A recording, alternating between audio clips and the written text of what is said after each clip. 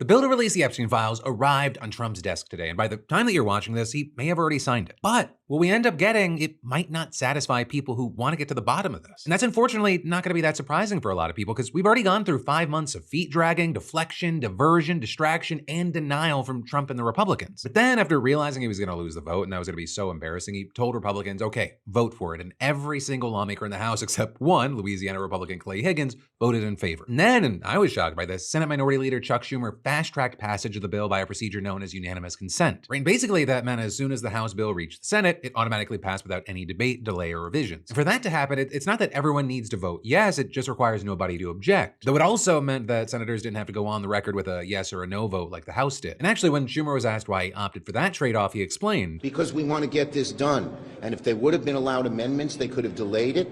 And if you have amendments, guess where it goes? Not to the president's desk, to the House.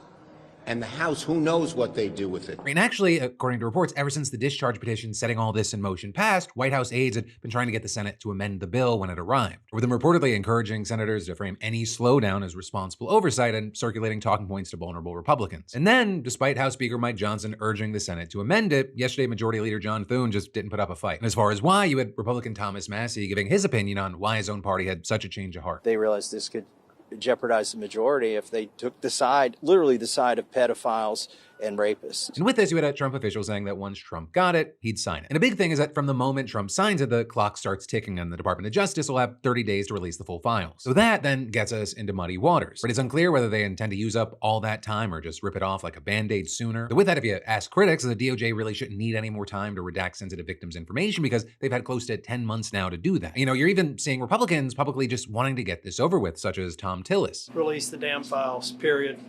I don't care about how the sausage is made. I just want it out in the open for everybody to consume. But still, you've got just so many people bracing to see what else Trump and the people around him are going to do to possibly protect him. Right? Because by my count, there are at least 5 potential moves that Trump could make in the coming weeks that people are anticipating. First, he can and will go back on the offensive with, for example, a White House official saying, the Democrats are going to come to regret this. Let's start with Stacey Plaskett. You think we're not going to make a scene of this? Or with that, referring to Stacey Plaskett, who's a Democrat and non-voting delegate from the U.S. Virgin Islands, whose name popped up in the most recent Epstein email stone. And that showed that during a 2019 Oversight Committee hearing with Trump's former lawyer Michael Cohen, she was having a text exchange with Jeffrey Epstein. And so you had critics latching onto that and accusing her of secretly being fed questions in real time by a pedophile sex trafficker. But then yesterday she defended herself on the House floor, claiming that at the time she didn't know that he was being investigated and that he texted her, not the other way around. Explaining that after a live clip of her went viral, she got flooded with texts from friends and foes alike, and one of those people was Jeffrey Epstein, her then constituent. I don't need to get advice on how to question anybody from any individual. I have sought information from confidential informants, from murderers, from other individuals, because I want the truth, not because I need them to tell me what to say. But still, you had House Republicans trying to censure her over it, which actually would have removed her from the Intelligence Committee. But that motion got shot down last night in a vote of 209 to 214. Or with it mostly being along party lines, though 3 Republicans joined Democrats and 3 more voted present. Though that's not to say that there wasn't some heated debate on the House floor. Standing against a convicted predator's influence in our proceedings is not partisan. It's basic decency.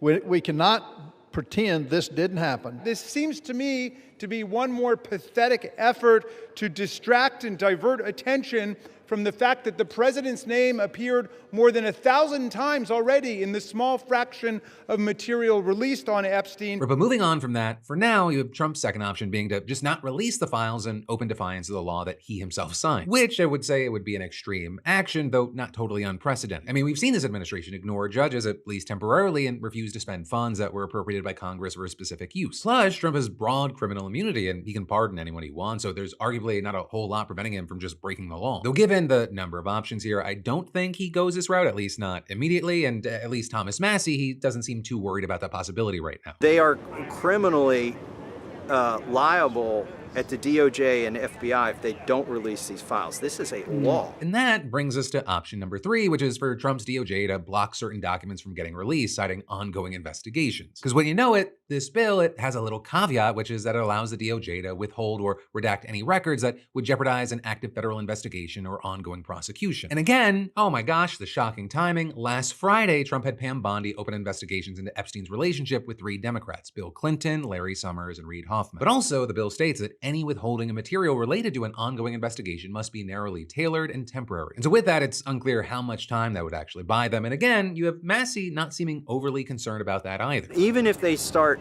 10 investigations, there's no way they're going to cover up the crimes that have been perpetrated on 1,000 victims. But then next up, the fourth option is to release the files, but redact the parts that are embarrassing to Trump and his allies. And while the bill explicitly prohibits the DOJ from doing that, it's unclear what tools lawmakers actually have to ensure that rules follow. And while I personally think it's going to be a mixture of options 1, 3, and 4, there's also option 5, which is to just dump the files unredacted all at once, right? In the hopes that the media and just people in general will be flooded with so many revelations about people whose name are not Donald J. Trump that minor mentions of Trump just kind of get overshadowed. But of course, with that, he is the sitting president of the United States, so he'd likely be at the center of any conversation, especially because in this power-hungry and billionaire world, so many people are connected. And again, like I've talked about, with the way that Donald Trump has handled this, no matter what gets released, people are going to believe that there's more, right? Whether there is or there isn't, because he has acted this entire time like the most guilty, sketchy person ever. I mean, he fought this thing tooth and nail, put his hand up Mike Johnson's asshole to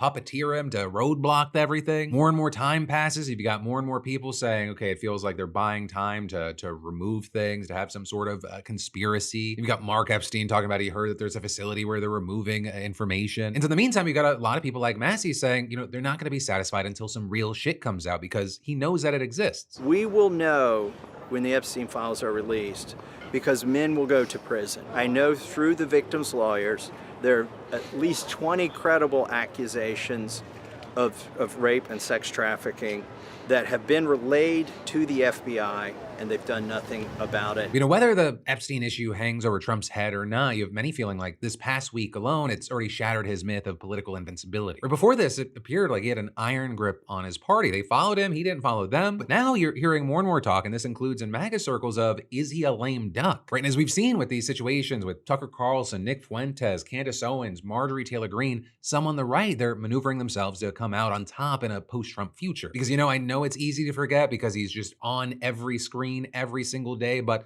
he's not going to be there forever. He's almost 80 years old, and he's not exactly the healthiest human specimen. Though personally, I think it's more likely we enter a post-Trump future because of his McDonald's order rather than, Republican politicians getting a spine. I truly think many just want to be able to fall back in line. Right? I mean, we even saw that with Elon Musk. One of the reasons the Epstein situation got to this point is Elon Musk blasted Trump about the Epstein files publicly. And after jabs left and right, he was at that Saudi dinner last night. I think Marjorie Taylor Greene would love to be in his good graces despite, Trump attacking her, even though she's been like one of his biggest warriors over these years. But whatever the case may be, I think we'll get a lot more insight very soon. Because sooner than later, there's going to be that vote around the Affordable Care Act subsidies. And while a big thing was that Marjorie Taylor Greene broke with him on that, it's also been reported that some other Republican lawmakers want to compromise with Democrats on the issue. Though as far as Trump, he doesn't seem like he's budging. And a big thing is if those subsidies expire, premiums are going to skyrocket for over 20 million people. And of course, that's on top of the inflation situation and the dire state of the economy in general. But in the meantime, as we wait to see what happens, one, I'd love to know your thoughts, opinions, and reactions here, but also two, what do you think is going to happen with the Epstein files? Or whether it be something to do with the 5 options I talked about or even something else.